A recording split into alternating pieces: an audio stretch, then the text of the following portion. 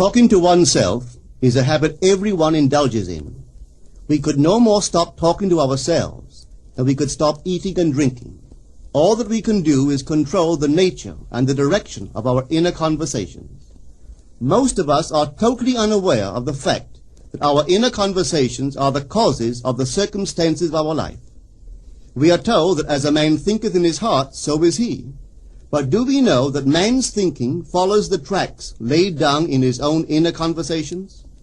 To turn the tracks to which he is tied in the direction in which he wants to go, he must put off his former conversation, which is called in the Bible the old man, and be renewed in the spirit of his mind. Speech is the image of mind. Therefore, to change his mind, he must first change his speech. By speech is meant those mental conversations we carry on with ourselves. The world is a magic circle of infinite possible mental transformations, for there are an infinite number of possible mental conversations. When man discovers the creative power of inner talking, he will realize his function and his mission in life. Then he can act to a purpose. Without such knowledge, he acts unconsciously. Everything is a manifestation of the mental conversations which go on in us without our being aware of them. But as civilized beings, we must become aware of them and act with a purpose. A man's mental conversations attracts his life. As long as there is no change in his inner talking, the personal history of the man remains the same. To attempt to change the world before we change our inner talking is the struggle against the very nature of things. Man can go round and round in the same circle of disappointments and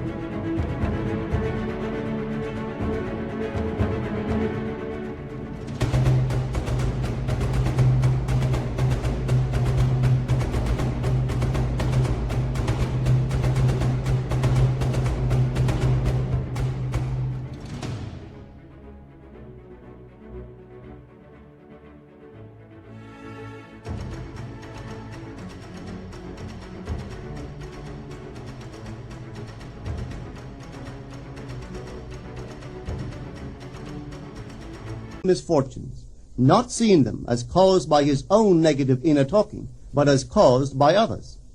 This may seem far-fetched, but it is a matter which lends itself to research and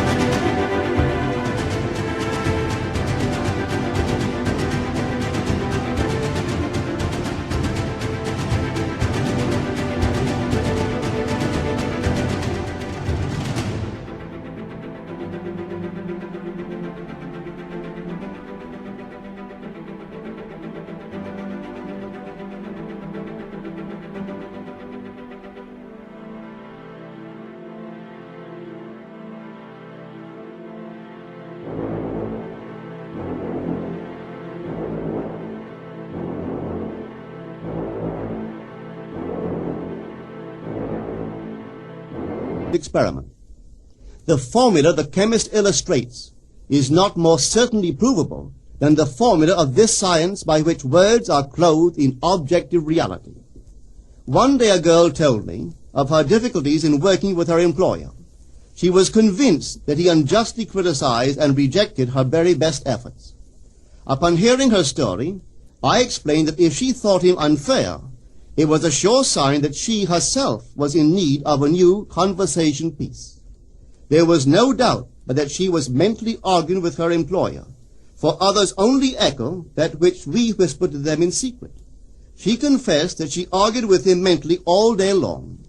When she realized what she had been doing, she agreed to change her inner conversations with her employer. She imagined that he had congratulated her on her fine work, and that she in turn had thanked him for his praise and kindness. To her great delight, she soon discovered that her own attitude was the cause of all that befell her. The behavior of her employer reversed itself.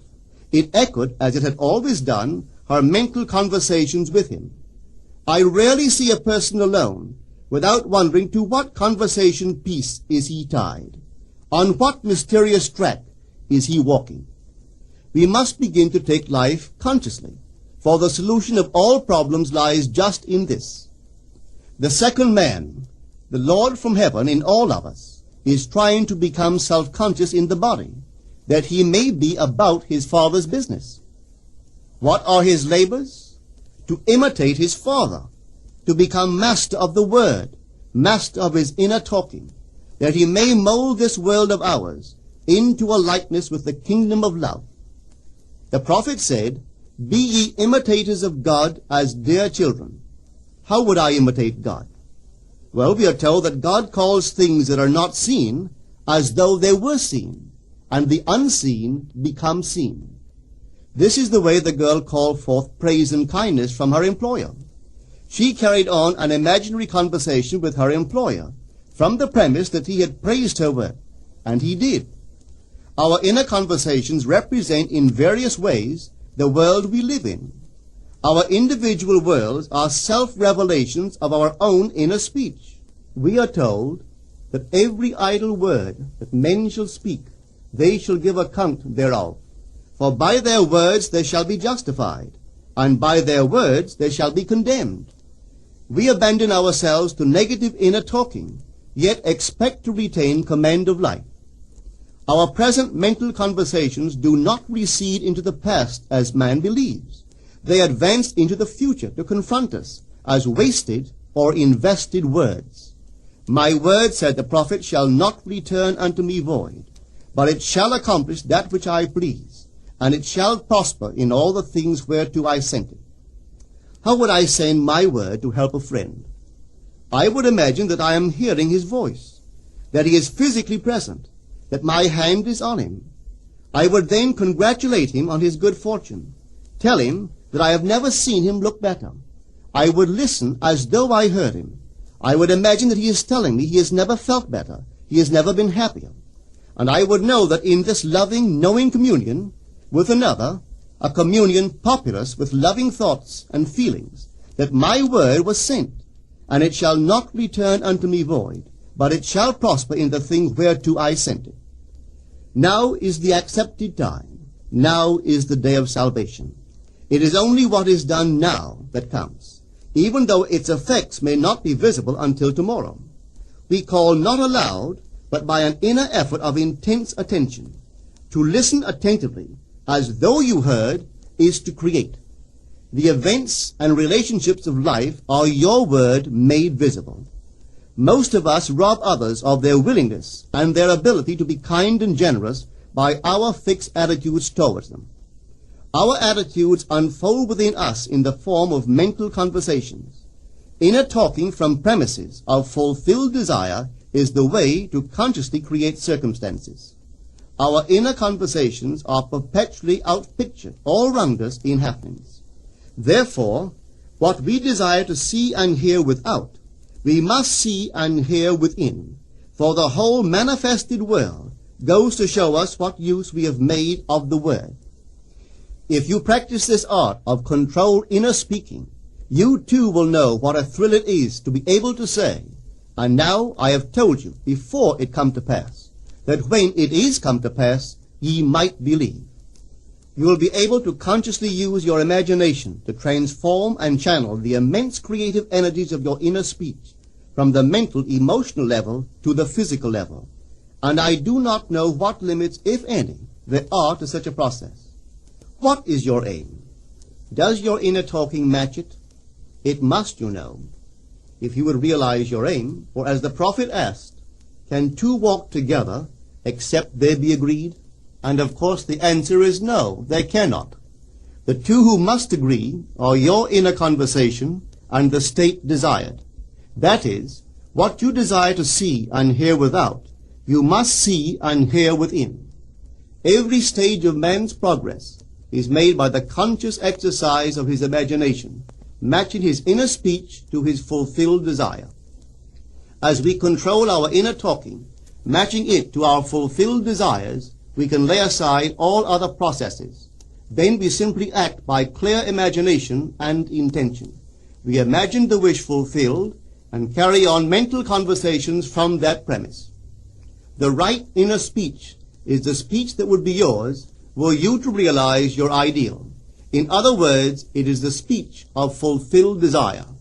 Now you will understand how wise the ancient was when he told us in the Hermetica, "There are two gifts which God has bestowed upon man alone, and on no other mortal creature. These two are mind and speech, and the gift of mind and speech is equivalent to that of immortality. If a man uses these two gifts rightly, he will differ in nothing from the immortals. And when he quits his body, mind and speech will be his guides, and by them he will be brought into the troop of the gods and the souls that have attained to bliss."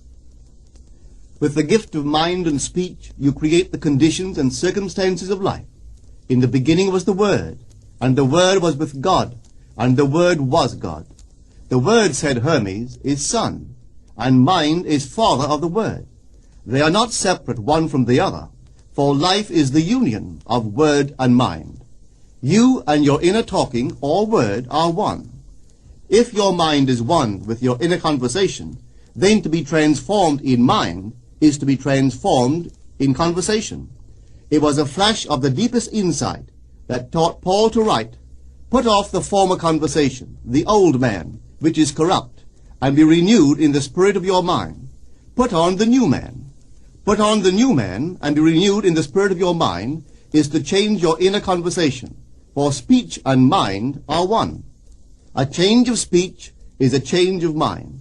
The prophet Samuel said, "The Lord spake by me, and his word was in my tongue." If the Lord's word was in the prophet's tongue, then the Lord's mouth that uttered the word must be the prophet's mind.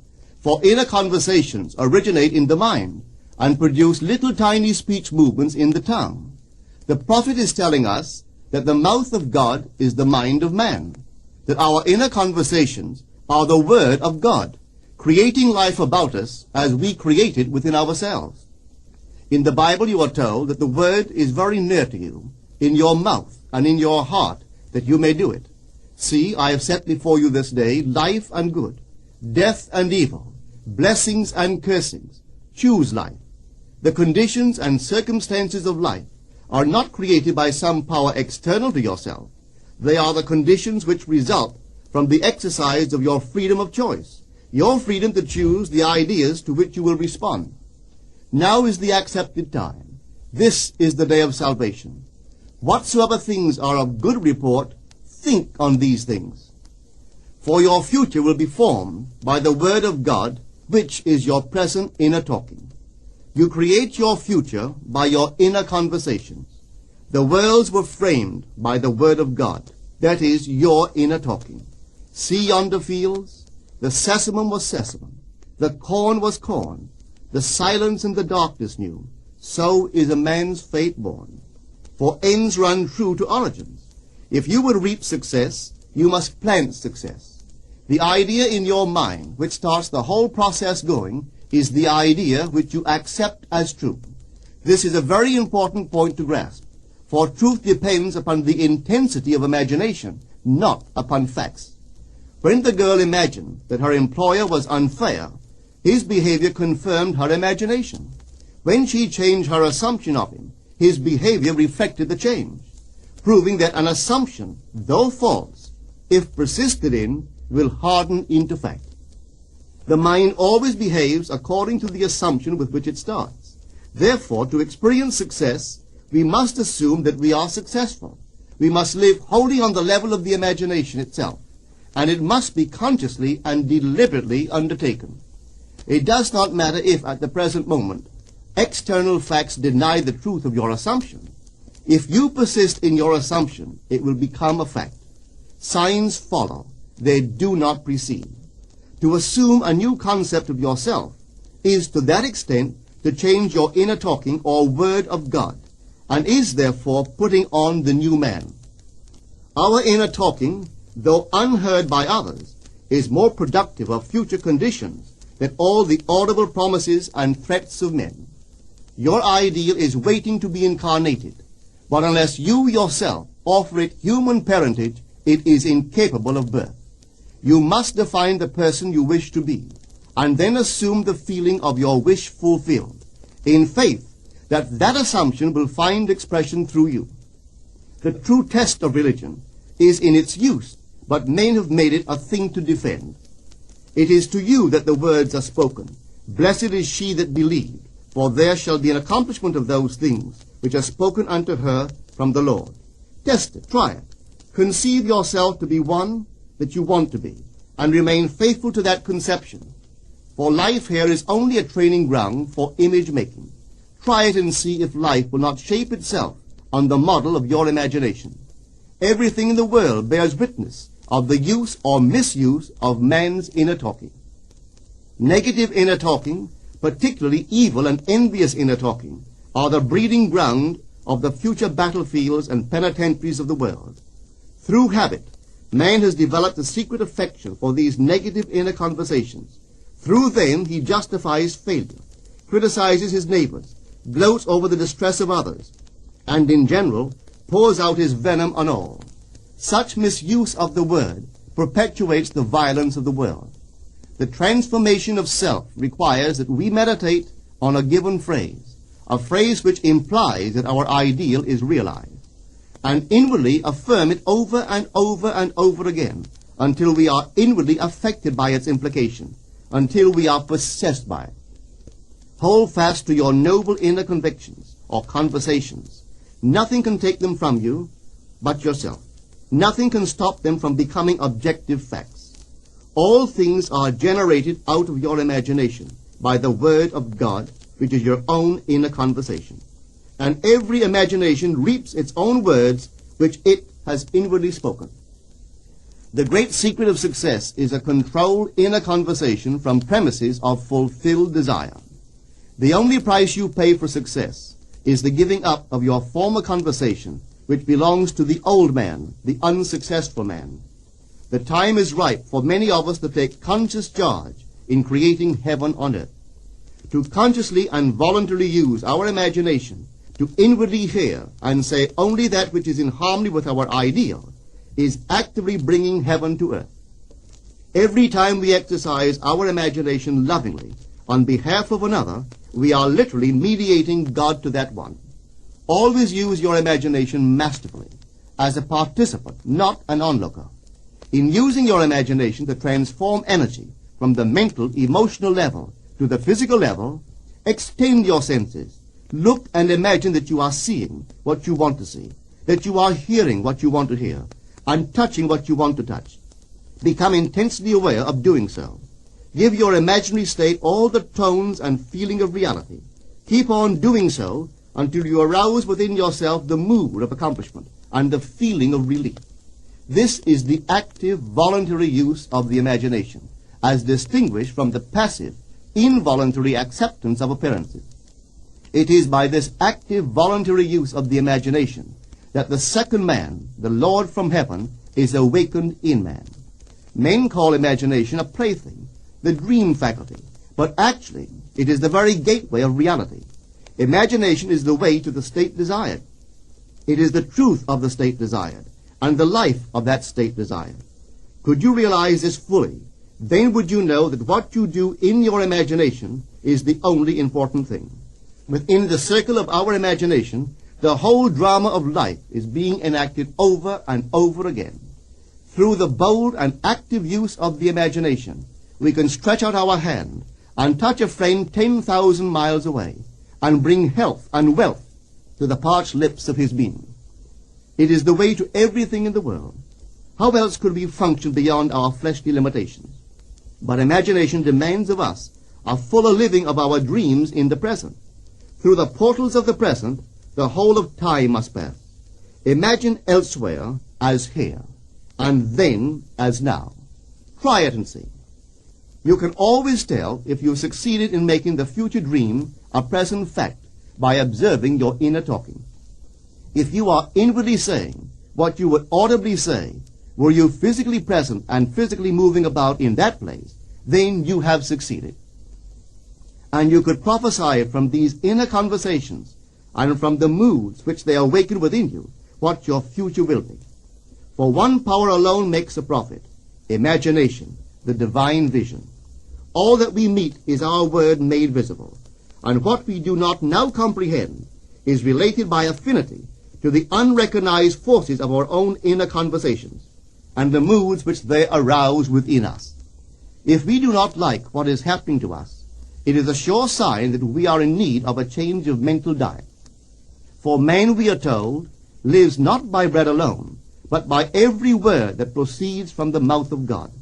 And having discovered the mouth of God to be the mind of man, a mind which lives on words or inner talking, we should feed into our minds only loving, noble thoughts. For with words or inner talking we build our world. Let love's lordly hand raise your hunger and thirst to all that is noble and of good report, and let your mind starve ere you raise your hand to a cup love did not fill, or a bowl love did not bless, that you may never again have to say, "What have I said? What have I done?" O all-powerful human word.